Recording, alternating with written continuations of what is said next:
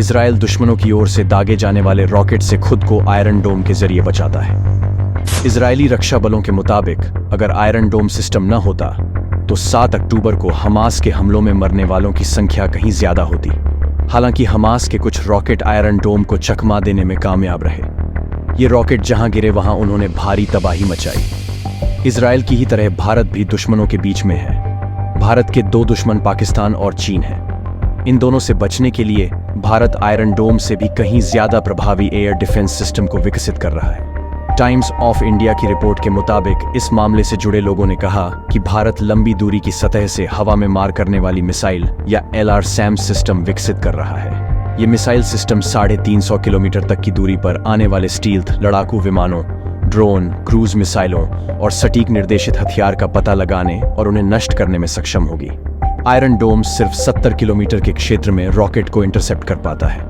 अगर सभी चीजें प्लान के हिसाब से रहीं तो भारतीय सेना 2028 से 29 तक इस हथियार प्लेटफॉर्म को तैनात कर सकती है। असल में ये हथियार वास्तव में रूस के बने S-400 ट्रायम्फ का पूरक होगा, जिसे भारतीय वायुसेना की ओर से खरीदा गया है। खास बात है कि चीन के पास भी S-400 मिसाइल डिफेंस सिस्टम है, जिसे दुनिया की सबसे शक्तिशाली वायु रक्षा प्रणाली माना जाता है।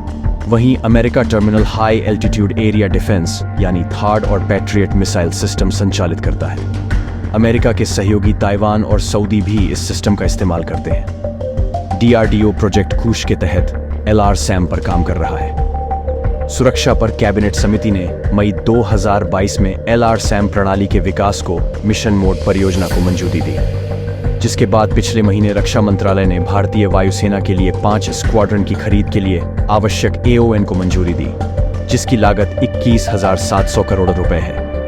रिपोर्ट के मुताबिक इसके इंटरसेप्शन की क्षमता S-400 के बराबर होगी। LRSAM की बात करें तो ये 150, 250 और 350 किलोमीटर की रेंज तक टारगेट को इंटरसेप्ट कर सकता है। 250 किलोमीटर तक फाइटर जेट और 350 किलोमीटर तक एयरक्राफ्ट रिफ्यूलर इसके रडार की पकड़ में आ जाएगा।